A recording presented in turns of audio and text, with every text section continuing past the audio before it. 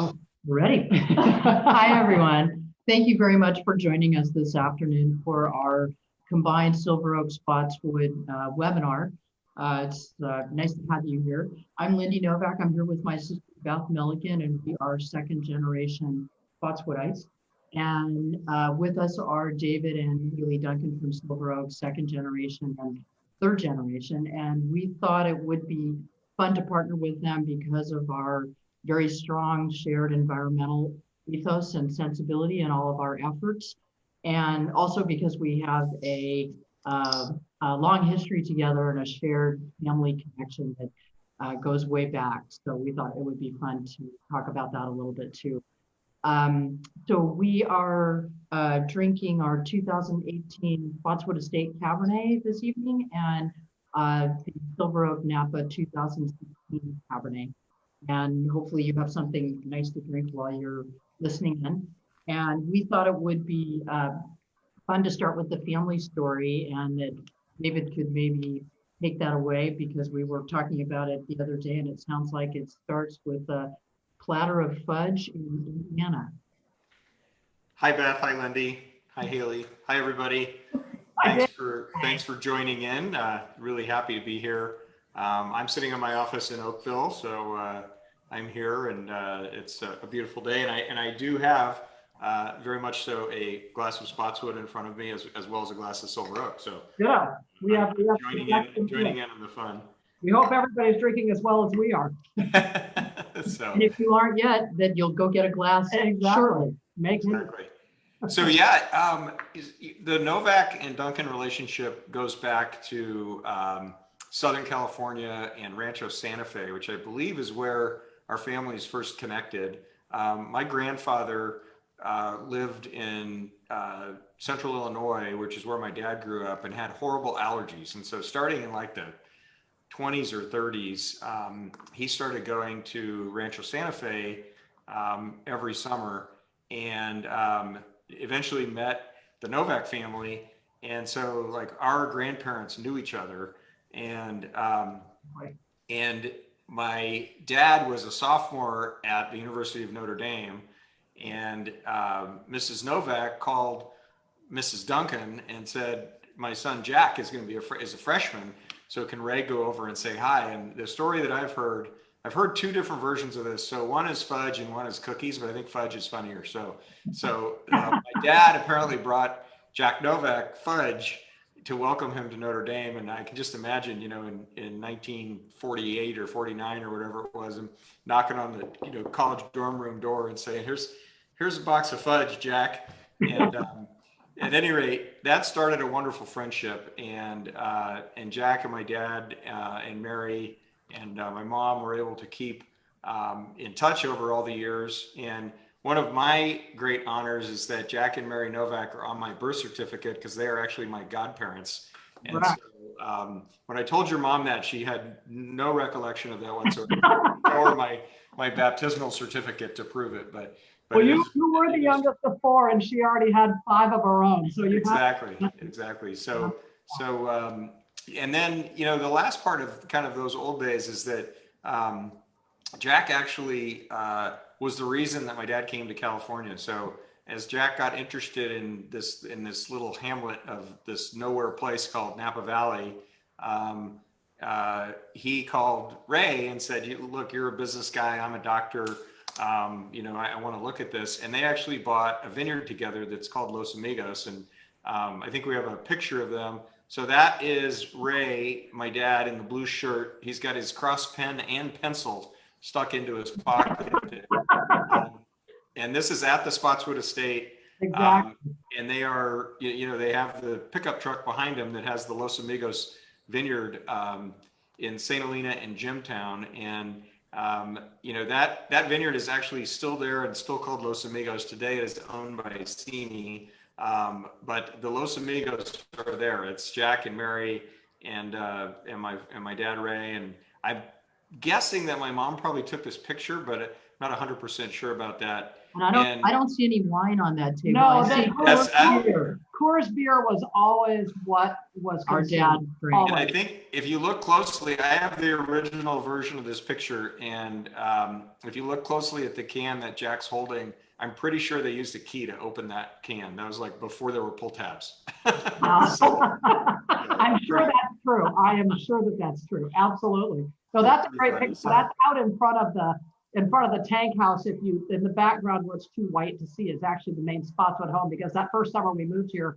we had to live in that guest house, which was the old tank house, while the house was actually made ready for a family of 5 to live in. Yes. So it was a very popular patio gathering place. So I'll hand it back. I mean, so I have known the Novak family my entire life. I have the great honor of being godparents to, my wife and I are godparents to Beth and Lindy's niece, Poppy. So we're great family friends. We do a lot of fun stuff together at the Spottswoode house and enjoy a lot of wine, and we share a lot of really important values, which is the main thing that we're going to kind of share with you today. So you guys, always wonderful to be with you, but especially today. So appreciate it.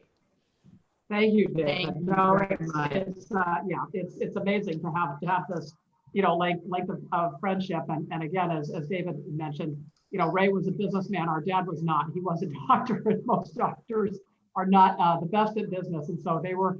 And what was really interesting too is that our dad only went to Notre Dame for 1 year because he was from Southern California and found the winters rather challenging. Yes, and not tolerate the weather. So they really only knew each other for 1 year. And then our dad transferred here to Stanford and went to school there, where he and our mom met. But Ray and Joan and then my mom and dad stayed really good friends. And we have great old pictures, David. I don't know if you have access of those, but when we were all young, we used to go to the Duncan's home on Electra Lake and in Colorado. And you'll see David at age, 3 or 4? Maybe, I don't know. Yeah, I'm the baby of the family, so I'm the little guy. I think Yanni has those. Yanni, I don't know if you can throw them up. We have, in the spirit of full disclosure, Yanni, who I'm talking about right now. And that's me bending over the surfboard. That's my best side right there. That's Kelly, and No, that's that's me. you in the back. No? No. Okay, and there's Ray trying to surf, right? Yeah, that's in Durango, Colorado, at a place called Electra Lake, and it's a wonderful, amazing place. We actually still have the cabin there, but we had great times with the Novak family. I was a little turd, so I was getting like locked in the closet. Yeah, Yanni, where are those other pictures? Yeah, there we go. There's our dad with David. Oh my God! I remember that boat so well. Look at how cute you are. You're a cute little guy. Oh, that's a great. Then there we are. Some more Colorado scenery. That's our mom and dad with kind of the Duncan and the Novak clan. So so there we all are kind of lined up. And I think our sister Kelly had a crush on Mike.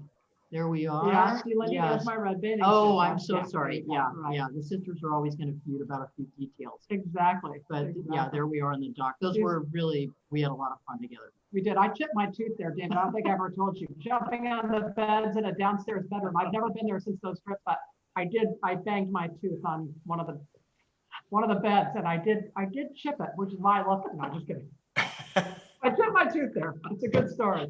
Okay. Oh my gosh. Okay. Oh, and that's the great one. Yeah, the lineup. So it goes from Mike Duncan to Lindy Novak to Kelly Novak to me that's Tim first, right? And then Kevin? That's Tim. Yeah, that's Tim, Kevin, How can you tell the difference? Mike, and me. Yanni kind of pointed it out today, and now I can get it. I can see Tim's face. Yeah, I can see that a little bit. And then David's in the styling blue outfit. That's what you get for having a Catholic mother. You know, who got us all dressed up. So. Anyway. Okay. Yeah. All right. Enough old photos. Okay. Pretty funny. Probably more fun for us than for all of you guys reminiscing. Yeah. Sorry about that. Yeah. So for us, and David and I can talk about it because I'm the president and CEO of Spottswoode. I've worked at our family's winery since 1987, not long after we started, and I think David has the same role at Silver Oak. And David and I have a lot of things that we've done together. We're both now on the board of the vintners, and we've both been auctioned shares at different times. And we've always through the business and being here in Napa Valley, we're crossing paths with one another. But truly we have this shared commitment to sustainability and also to carrying our family businesses forward. We're both the second generation. And so the notion of being multi-generational family businesses is always in forefront of our minds and doing everything we can. And so that sustainability and taking care of the natural environment and how that plays into our ability to do that, because we are an agriculturally based business, is essentially what we're here to talk about. And, you know, as we deal with the reality of climate change, which here at Spottswoode, we've been addressing for at least 15 years, you know, starting with different irrigations, recognizing we had a hotter, drier future in front of us, not recognizing that it would happen probably as quickly as it has, but recognizing that extremes were forthcoming. For us, it's just really important to be advocates for the natural environment, to do our best for the natural environment and to attempt to inspire others. And while it is altruistic on some level, it also is because we truly want to have something to pass on to the next generations to continue to be successful at this. And David, you can add to that as you wish. Yeah, I mean, I think, you know, like you, it's something that we've pursued for a long time. I actually, when we were preparing for this, I showed Beth and Lindy a certificate I have from when I was in grade school. I was a card-carrying member of CLAW, which is, I have my certificate from 1978, so I was 12. And CLAW stood for Clean Land, Air, and Water. We need to revive CLAW and bring it back. But so it's something that, and I grew up in Colorado, and you know, I'm a sportsman and a fisherman, and therefore a conservationist. And so, you know, I really have it in my heart too. And as like Beth, I had the opportunity to come and run the family business, and you know, as we particularly in the vineyards is really where we began our effort towards sustainability. But in 2008, well, 2006, we had a winery fire, and our original location burned down, and so we rebuilt our winery. And when we did that, that was when we really launched into, you know, how can we bring sustainability into the winemaking process, the winery, our visitation, and from that, you know, it's really grown into something that, and I'm going to let Haley talk a little bit more about that. But you know, like Spottswoode, we're Napa Green certified. We're, you know, we also have a big presence in Sonoma County. Spottswoode, I think, buys fruit in Sonoma County. So, yeah. But so you know, something that we really embraced, and I you know, it matters. I mean, that's all there is to it. It just matters. So we, as a winery, we took a great tour of your Alexander Valley facility with both of you, and it was fascinating, and really impressive everything you've done up there. So great job, Haley. Amazing, really. Well, and we started in the vineyard too. You know, our move toward environmentalism really started because our first wine, although we moved here in 1972, we didn't get our mom got the winery started in 1982 after our father passed away. And a man named Tony Soter was our founding winemaker, and he took on the vineyard management in 85, 3 years after he had been here, and really it was his notion to bring organics to Spottswoode. So we were the first vineyard, according to whatever CCOF has told us, California Certified Organic Farmers. We were among the first to start farming organically here in Napa Valley. We got certified in 92. But for us, it started there with just Tony had a more philosophical, kind of holistic approach to growing grapes and making wine. And so we were really early adopters of organic farming. And I remember when we started, you know, I started here in 1987, and, you know, Mom was like, you know, she trusted Tony and she wanted to do it, but it was always kind of like, well, wow, you know, if it turns out that we can't do it, if something, you know, something big happens. But we just became completely just tuned into it and dialed into it. And it's just been something that we've just continued with, and ultimately have added biodynamics and everything. But we, again, just like you said, David, we also started in the vineyard. Yeah. Which is I was walking by this morning. Carrie and I went on a walk this morning. I live about 3 minutes from Spottswoode on foot, and the chickens were all out. Yeah, so you guys are totally holistic when it comes to everything that we have chickens, we have some pigs, four pigs, and some cashmere goats, and a barn cat named Tomcat. Yes. Yeah, so we do. We've got life on the property, which is nice. And yeah. Exactly. So yeah, and I think, Beth, you have an outdoor sensibility as a bike rider and a hiker, and I love the outdoors as well. And I mean, we've been trying to think about where our personal environmental passions came from. And I don't know, they just seem like they're part of us. Just part of the core. And so it feels really good to be on this trajectory. So, and then if you want to talk about, so as we're both also one other thing that we share, and we're going to bring Haley in here because Haley is the expert in this. She will introduce herself and what she does for Silver Oak, but both of us are applicant members of IWCA, which is International Wineries for Climate Action. And it's a really important group that was founded by the Torres family in Spain and the Jackson family here in California. And they're doing amazing things. And so Haley, why don't you take that on, please, and speak about that and lead and everything else. Yeah, I think kind of jumping to what we're up to now in terms of sustainability, we are really focused on our participation with the IWCA. Beth mentioned that it's really focused on greenhouse gas emissions company-wide and having a goal to really reduce that aggressively. And I think that was part of the reason why we were so attracted to it, is because they have a really ambitious goal that every winery will reduce their emissions by 50% in, now it's 9 years. So it's a really accelerated timeline. It's a really aggressive reduction. And I think we're up for the challenge. We just finished our first inventory for 2019. So we're just kind of getting started. We haven't really gotten into strategy yet, but we're getting there because we don't have a lot of time to figure this out. Eventually, the other goal is that every winery will be climate positive by 2050. Yeah. Which, we'll see how we can get there. It's going to be a tough road, but I just think that the accountability and the ambitiousness of those goals are really impressive. And I think that's why we really wanted to join, is because of that.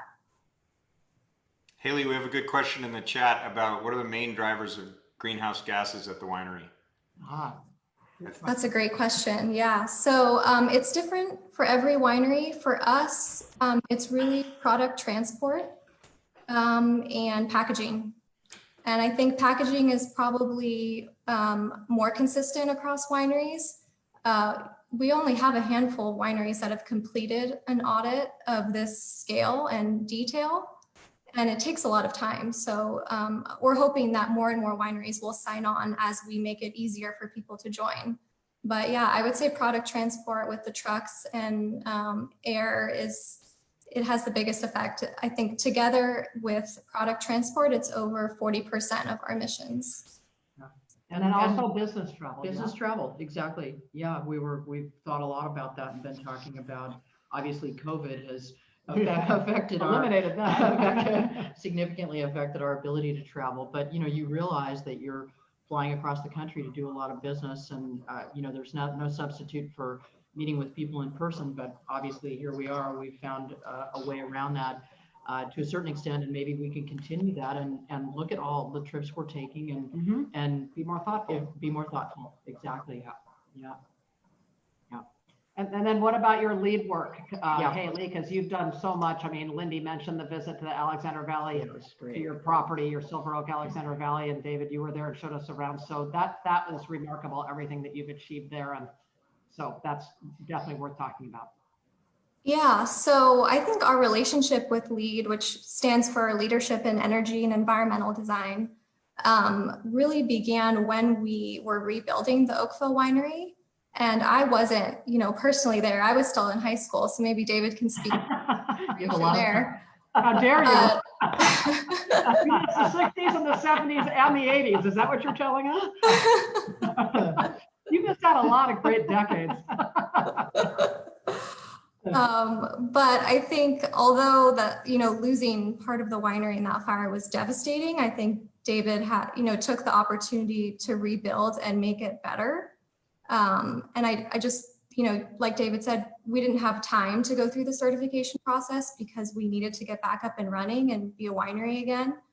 But they built the Oakville facility with a lot of the LEED principles in mind, like insulation and energy efficient HVAC equipment and all the rest. So we did go back when I came on board in 2015, we went back and certified Oakville as an existing building. simultaneously with the new flagship winery in the Alexander Valley, which was my main focus for the first 4 or 5 years that I came on to work for the winery. So we achieved LEED Platinum at both those facilities, which were the first production winery in the world to achieve that level. And then we also achieved Living Building Challenge, which we're one of a dozen buildings in the world to have achieved that for the new winery. So that was a really big deal. And Living Building Challenge, I'm sorry, what does that Living Building Challenge reference mean? Exactly. yeah, so that's a completely separate green building certification from LEED. I think most people are familiar with LEED. They've seen those plaques on office buildings, and I think, you know, they have tens of thousands of buildings across the world that are certified. But the Living Building Challenge really came out of a desire to take sustainable buildings to the next level. So a lot of people from LEED kind of went to the Living Building Challenge, and the whole mantra, I think, is regenerative. That's kind of the idea behind it, is let's not build buildings that are just neutral to the environment, but try and build something that gives back to the environment. Okay. It's kind of a, you know, radical idea, not anymore, but it was when they first started. So the idea is to produce more energy than you consume on site with renewable energy only. We did that through solar panels, solar hot water, and other ways. And then net positive water. So actually recycling the water that we use and reusing it in the facility, which, as far as I know, I don't think there are other wineries doing that. So we were one of the first to reuse recycled water back in our winery. Yeah, that was impressive to see. And I think I need to brag on Haley a little bit. You know, when we purchased this really historic, wonderful piece of property in the Alexander Valley in 2012 with the intent of building a new house. And, you know, and we, as Haley mentioned, when we built the Oakville winery, you know, it was important to me. I wanted to do it right, but we were really responding to this disaster for us at the time. And our fire was a dumpster fire, not a forest fire. So just to make sure everybody, all the listeners are clear on that. But, you know, as we laid out the challenge of the Living Building Challenge, kind of really taking it to the next level, we had to cajole everybody into doing it. So starting with the builder and the architect, and then all the subs and our electricians and our plumbers, and, you know, and we had to document everything that we did. And Haley was in charge of all that. And you know, it's a very rigorous process. And then one of the neat things about the Living Building Challenge is that you have to prove that it works. And so we had to go through a certification process, which took another year. And I think we have to update that every couple of years, right, Haley? So I think that, you know, it's something that it lives on, and is something, you know, that we can, you know, that you have to keep up with, I guess, is the way I would put it. And that's typical of certifications from what I've learned about BCorp, and you know, you have to continue to Recertify. yeah, Mhm. and with improvements. So you're not just, you don't just get a you know, a certificate and then you're stagnant. You're Mhm. constant. Yeah. The other thing I feel compelled to share, because I just finished doing it, is today was the day that we tasted the 2020 blends. And one of the unique things about our winemaking at Silver Oak is that we actually blend the wine before we go to barrel. And so today was the day that we tasted the 2020s. When we do that, we always taste a vertical. So to just an hour, 2 hours ago, I tasted the 16, 17, 18, 19, and 20. And the 16 was the last wine that we made at the Alexander Valley, our old Alexander Valley winery, which was wonderful. And then, but the 17 and 18 and 19 and 20, you know, people have asked me over the last 5 years, you know, was it worth it? Did it impact the wines? I can tell you it impacted the wines big time. And I'm so excited to get these wines in your glass. So 17 Alex comes out next August, but it's you know, it's really gratifying to see that and see the arc of the wines, and, you know, kind of the impact that this dedicated facility with, you know, with our green footprint together, and how it's kind of impacting, you know, the future of what we'll be able to deliver to our, you know, our customers. So I think that's super gratifying. Yeah, That's great. that's great, because That's we're great. in the process of creating a core blend for our 20, and we're 20 was a challenging year, but we're confident in what we have, and not going to make as much, probably, but it's an exciting time for sure. Yeah. And then nicely, the connections don't end. Haley has also helped us with some of our efforts at the winery with our BCorp certification, which happened this past July. And that was a big project that Beth and Haley sat for hours behind a computer filling out a very detailed. Did you have trouble with patience? No, Haley just kept me calm while we answered the questions. If it had not been for Haley, because I'm not the most patient person on the planet, I will acknowledge that. Haley was great because I'm like, oh, how do you even begin to answer this question? She's like, well, if we back up, okay. I'm like, okay, got it. And so, because it really is rigorous, which, these certifications should be. It's very difficult. BCorp certification, which we just got, and we're the first winery in Napa Valley to get it. It was a huge amount of work. It really just codifies what we've been doing anyway. BCorp is about using business as an inspiration for good, and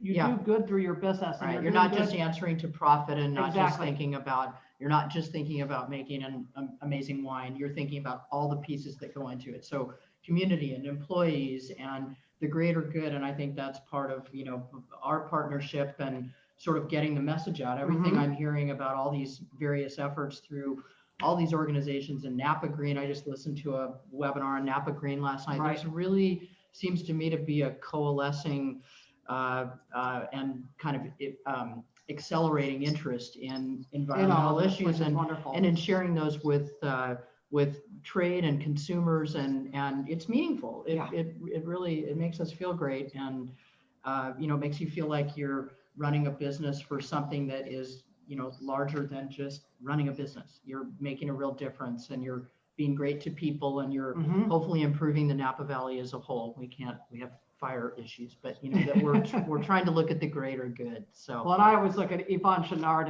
as my hero from Patagonia. I admire everything that he does. So every time I get a catalog, I just tear into it, and I just it's remarkable what we all can do if we pull together that way. And the other thing I want to give a call out to Haley for is that she's going to be helping us also with LEED certification for our winery buildings. We're waiting until we do an addition to our production office, which is rather small, and we've grown a little bit, so we're going to be going up. And once we do that, we'll be able to, Haley can explain that, but we'll be able to bring those principles to that addition and incorporate it to the rest, so that we will also be LEED certified. And Haley, I'm going backwards for a second, but did you ever think you would come to work for the winery? I mean, did you focus on environment, in school with the idea that you might do something in the wine business, or I'm just curious? Not exactly. I mean, I feel like I was always encouraged to study whatever I was interested in and pursue what I was passionate about, whether that was the winery or something else. So I I majored in environmental studies from Skidmore in my undergraduate degree, but I didn't really know where it was going to lead me until I heard about this property that we had purchased in 2012 and the Alexander Valley, and David was telling me about LEED and the Living Building Challenge, which, he was the one that actually had the vision to go for these certifications. So I don't think we would have ever been able to get them if there hadn't been that leadership right from the beginning and that conviction that we were going to go for it. And once I heard that, I was really interested in joining the family, because that's exactly what I wanted to be doing.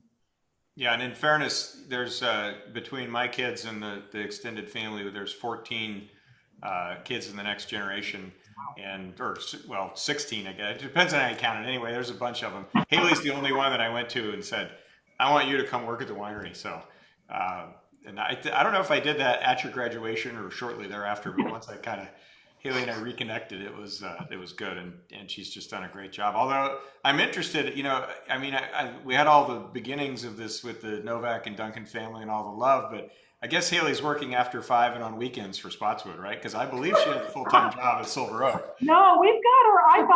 We've got her from like 8. We never from 9 to 5, just Monday, Tuesday, and Wednesday. But other than that, she's all with you, David. Haley Duncan, winery consultant, sounds like a good plan. So that's good. No, I made Haley blush. I can even see you through Zoom that I made you blush. So. So Yeah, you I guys, we think have the a couple more- questions in the Yeah. chat that I think might be worth answering, if that's okay.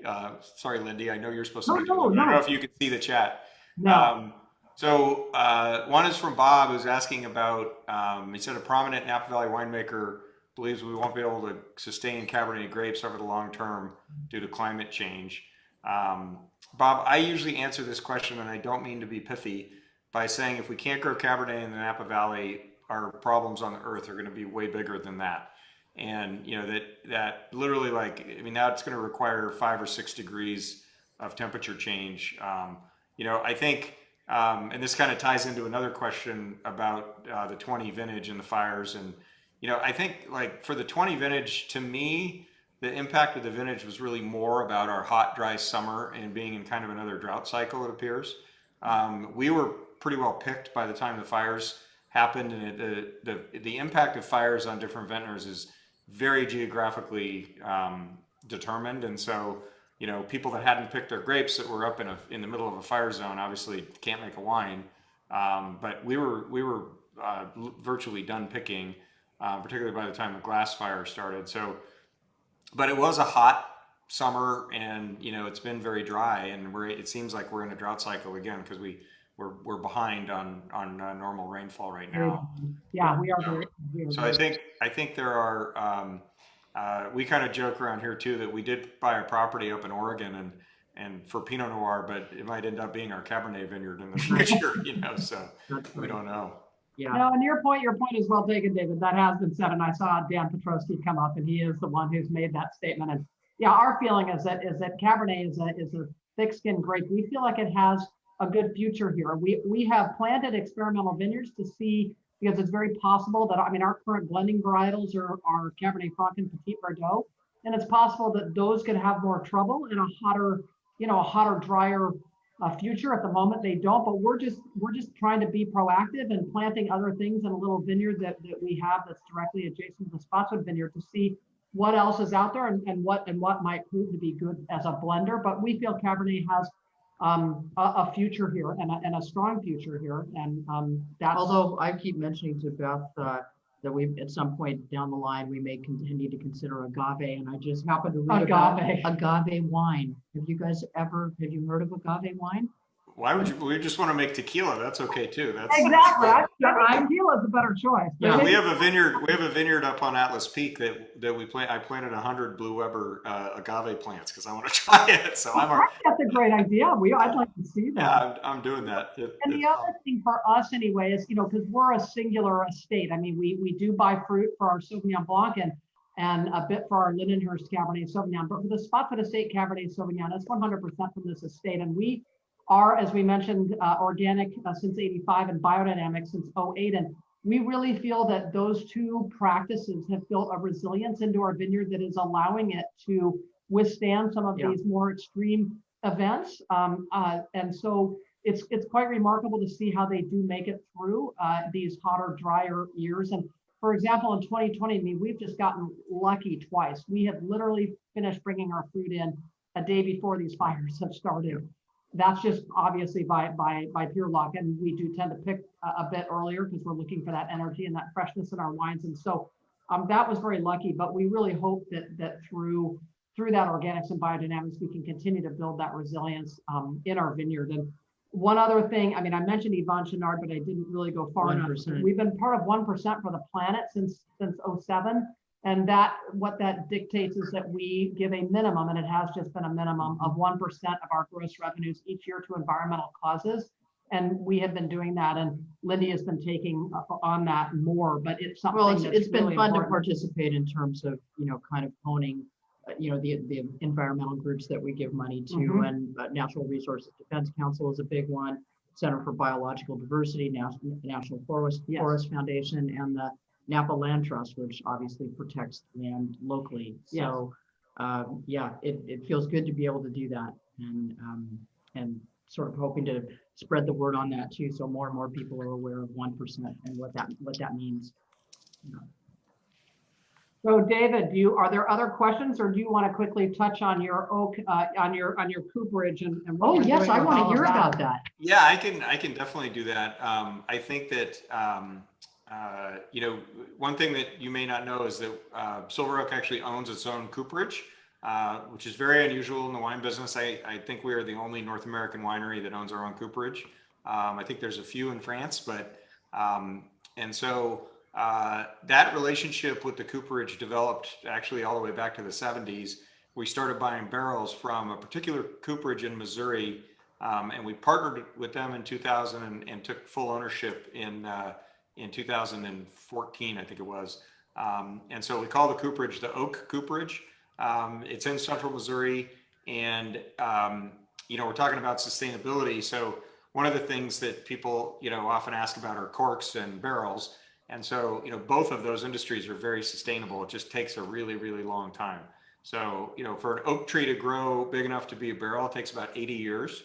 And the rule of thumb in the cooperage business is that you can get 1 barrel per acre per year. And so that's just sort of a rule of thumb. And we don't go in and clear cut American white oak timber, and in the same case in French oak. So they selectively go in and log. And so, that's something that we're really proud of. And we make about 80 or 90% of the barrels that we use each year ourselves. How much acreage do you have there, David? How much acreage? How much acreage do you have in Missouri? I'm just curious. So we own about 300 acres of white oak forests, and then we purchase wood from the loggers and timber companies there, and most of those companies, they make stave wood for barrels for not only wine but also for whiskey and bourbon, and then they make things like furniture wood, and they make laminates and all that kind of thing. So and so that it's a thriving industry in the Midwest, and it's super interesting, how that happens. If you're interested in following up on that, check out theoak.com, and you can learn a lot about the cooperage on our little website. It's not too fancy, but you can learn a lot. So and it's very interesting how the barrels impact wine, and we've brought a lot of quality improvements to the cooperage in the last 10 years that are really making a big difference. So that's exciting. Yeah, that's always been a point of distinction for you, the American oak, and the wine's delicious. Yeah, really, very forward in the glass, and you can get some of the pretty oak characters. It's very nice. Yeah, it's cool. So this is a good business question, Beth. Sorry, this one just popped up. So, one was, can you guys? You're so lucky. Can you please tell us what the lottery numbers are going to be? So that's. I might buy a couple tickets. I got to admit, it's high enough now that it's worth the ridiculous odds. So, and then so there's been a couple of posts about family-owned wineries, and I think it might be nice for us to touch on kind of the importance of that to us. There's certainly the big corporations are, some of it's big corporations, some of it's big money. Many of our friends, and it happens, and so I think I'll just go first, but I think for me, it's it really impacts our culture and kind of how we think about we call all of our employees the whole bunch, and which is like a great bunch, so we call them the whole bunch. So I think the way we think, the wild bunch. the wild bunch. But how we think about our employees, how we think about their families, how we think about their life balance, like all of those kind of things. It's not all profits driven and corporate driven and rate of return and bottom line, and I think that's something that's really important to us. And we stand on the shoulders of a couple of giants of the founders of Silver Oak, being Justin Meyer and my dad.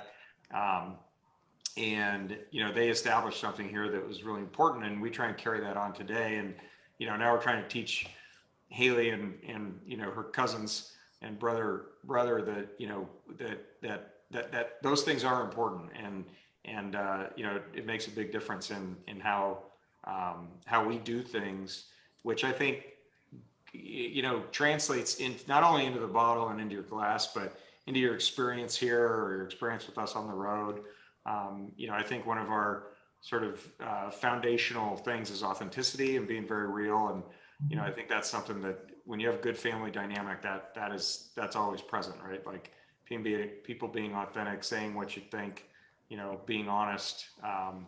And so anyway, that's kind of how I would respond to that, you know, that we're not looking Yeah, for. and for us, you know, I think that's really well stated, and we agree with everything you're saying. You know, Lindy and I are sitting here in our family home that our parents bought this in 1972. It's a beautiful old Victorian here on the west side of St. Helena. And we, you know, when we moved here, I mean, land was $4,000 an acre. My parents had no idea what they were doing. St. Helena was, you know, there was a Sears catalog store downtown and about 3 bars, and you know, there was nothing. It was a pretty quiet place, right? But you look at it and, you know, you just somehow it becomes living here. I mean, I went to junior high and high school here, and you know, and Lindy went to high school here. Yeah. And you know, it just becomes a part of who you are, and when you the feel that you have for something. You know, I remember our father died in 1977. He was only 44 years old and had a heart attack and died. And you know, our mom thankfully chose to stay. She was a remarkable person beyond being David's godmother. She was the best. That's why you are who you are today, David.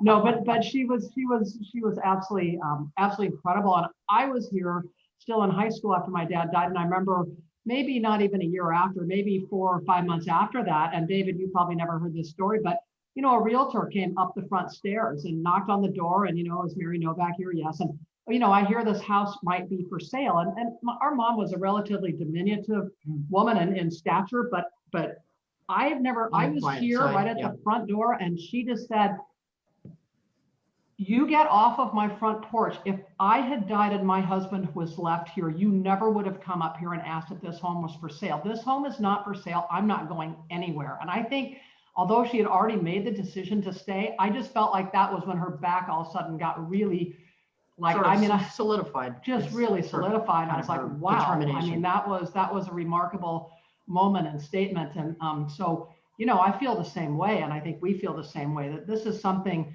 that is so special, that we're here by pure luck. We just it was moving here at the right place, right time. We always say we're lucky our dad was a doctor, because they're not good business.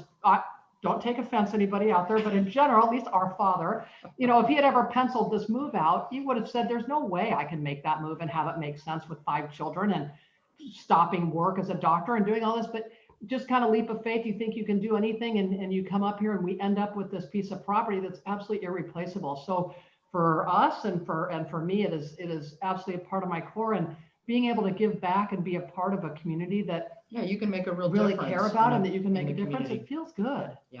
You know. Yeah. Well, really and nice. as you were alluding to, David, with the, you know, evolution of the wine business, and Napa Valley has become more sophisticated, and there's been some corporate ownership and you know, less family-owned wineries. I think then as you were touching on the authenticity factor, I mean, people feel it. You know, Beth and I talk about, oh God, do people want to hear the Spottswoode story again? And you know, they do. It's the story of our family's history and trajectory and connection. And, you know, when we moved up here, I babysat the Duckhorn kids, and, you know, we went up to the Chapelets and played pool and met the Schaefers. And there's a real network of families that, you know, some of them are still, you know, Schaefers and you know, still their family owned wineries, where this long time connection and early establishment is really meaningful.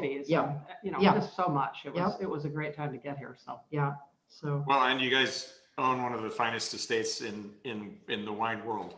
I mean, that's which is based on the glass I have in front of me. The vineyard's this 18 is tight, but compelling. It is, and I will right up front. A man named Aaron Weinkoff is our vineyard manager and winemaker, and I give him all the credit for these wines. He has a great sensibility about him, and a great sensibility to what he does. So thank you for saying that. And your 16 is beautiful too.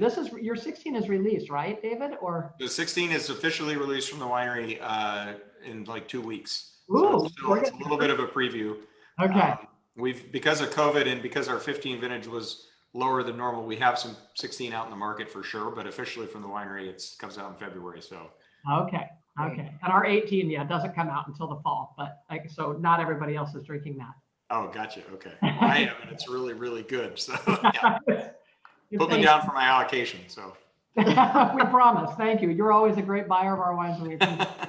I'm a top spot. So You are. You are a tough spot. Are there other questions, David, or do you no, want to? people are saying great, very nice things about Mary. Oh, that's And nice. Well, Yeah. Beth, Beth and I, we chuckle sometimes because we hear from so many friends and customers, oh, Mary was so lovely and wonderful. And she'd have us up to her porch and she'd let us go down to the cellar and get a bottle of wine. We're like, Really?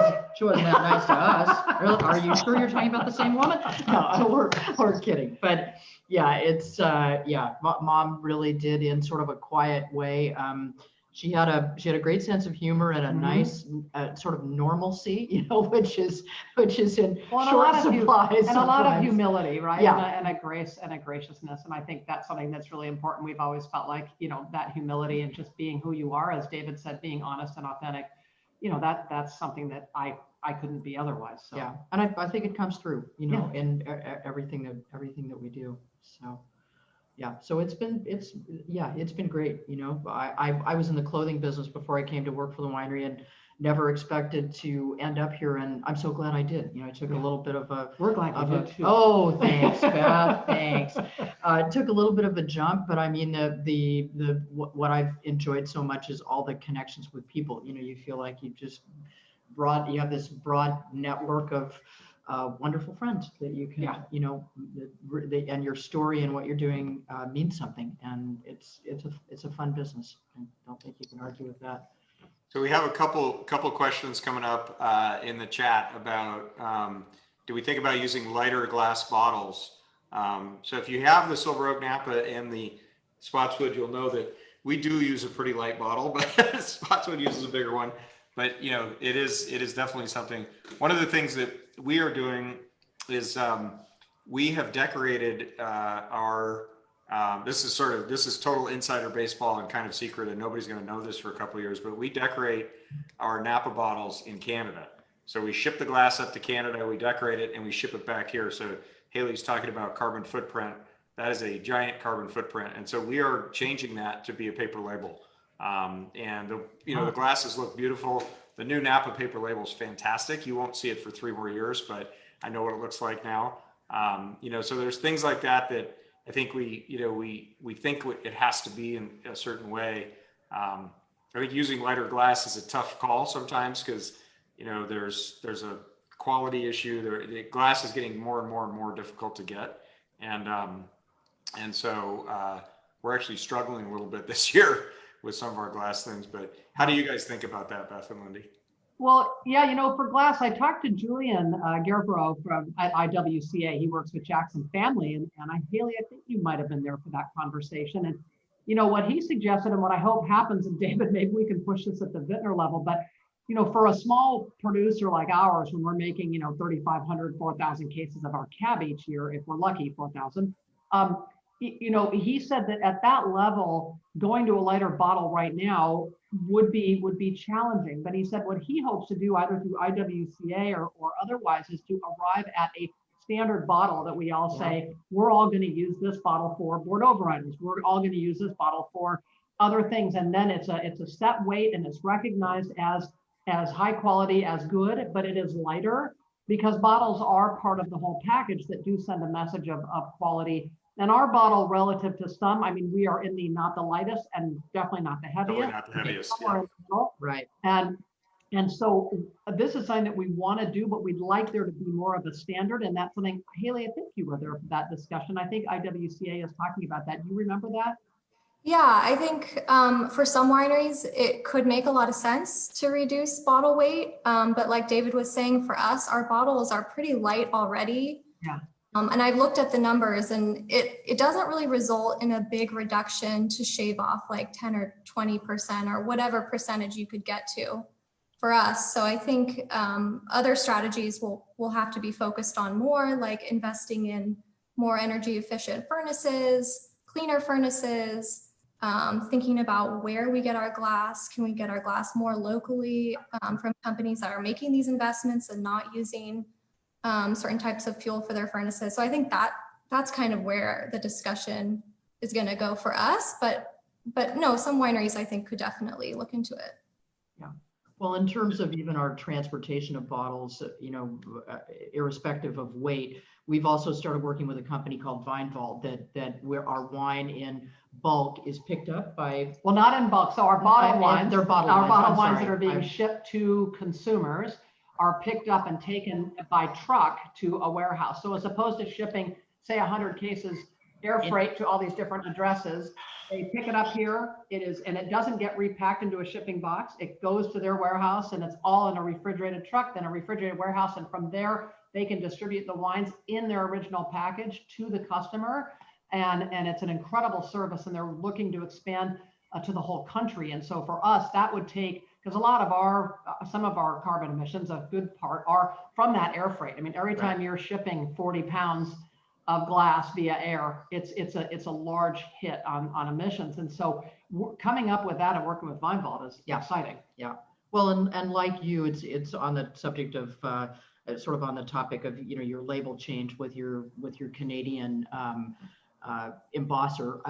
We debated long and hard about eliminating our tissue wrap from bottles. Yes. About, I don't know, 8 was it? We did. We got rid of tissue wrap about. There was a lot of, we want to make sure the bottles are protected, and it's a luxury product, so we want it to be packaged beautifully. But we made the decision to take away the use of that paper, and we feel like the wine is still protected and it's still a lovely bottle, and you can see the label when you're trying to open the bottle and figure out what vintage it is. So, and I think we've made some adjustment to our boxes too. We try to pack everything in like an older, lighter box, unless it's all craft, so they're all brown. They're not. We don't dye our boxes white or anything like that. So, they have so just looking at all of that, just trying to make sure we're doing everything we can.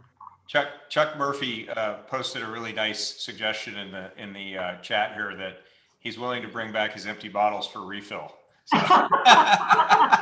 That is way too generous. I think we all. I actually love that idea. Well, in the old days, right? You used to bring. That's how you did it.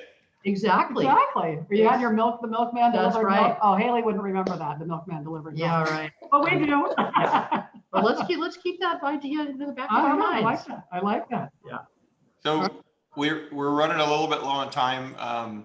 Are there any questions? I think we're not going to get to everybody's question. I'm sorry about that. If you guys want to email us or reach out, please feel free to do that. I did want to address this one question because I want to know what Haley's answer is, but there was a question about the third generation, and I think Beth and Lindy, you could answer that too. But Haley's actually in the third generation, where we're second generation, and how do you look forward to your role and kind of the family's role, and how you think that should happen in our business, let's say?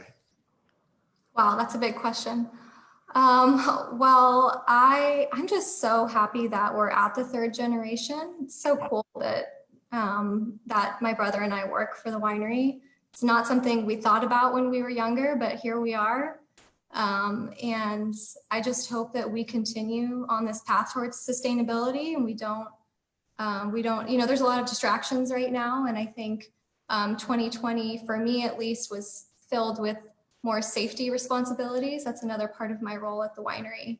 And while I love safety, I'm ready to move on from COVID-19 and making sure everyone's safe. It's been exhausting. So I'm hopeful for the future in that I can focus on sustainability and the things that we really need to be doing to make a difference. And hopefully we're around for another 100 years.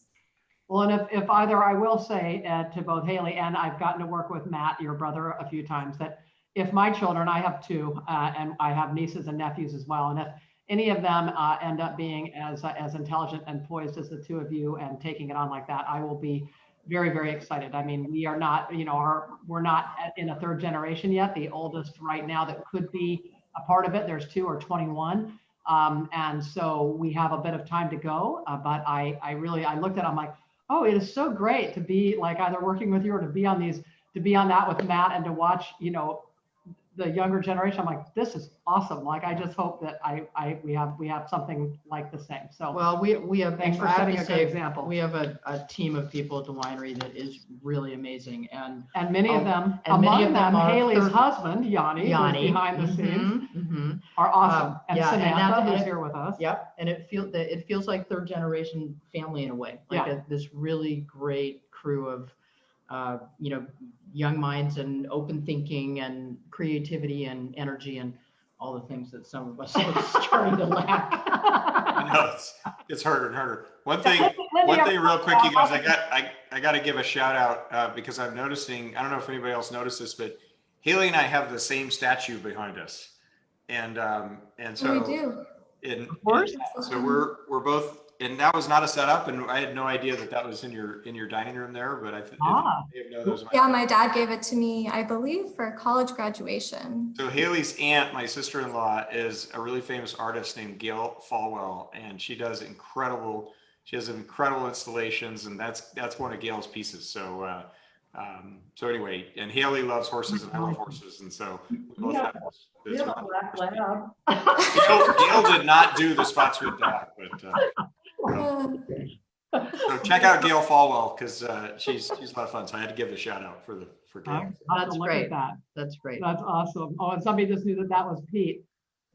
I love it. Our dog, we have a black lab here named Petey. Definite Black dog lab recognition. Exactly.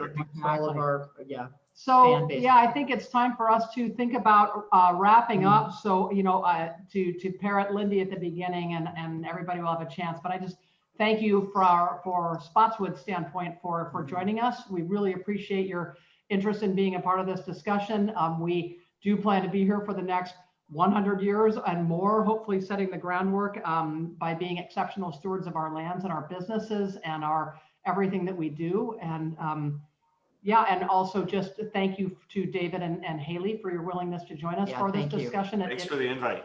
Thank you guys. Yeah. Well, and I just like to say that I think I touched on this before, but I think the sort of a group, the groundswell of interest in environmental issues and improvements, it really feels to me like it's gaining momentum, and it feels really good to be part of that. And it's good. It is going to take groups of people getting together and elevating each other and keeping each other encouraged and sharing knowledge. So, exactly. Yep. Well, we love the Novaks. We love Spottswoode. Thanks for including us. And cheers to you guys. Cheers. We'll see you around the hood. Could you deliver a platter of fudge over here a little later? I will. I'll bring one over. Okay, great. All right. Thank you all. Thank you. Thank you.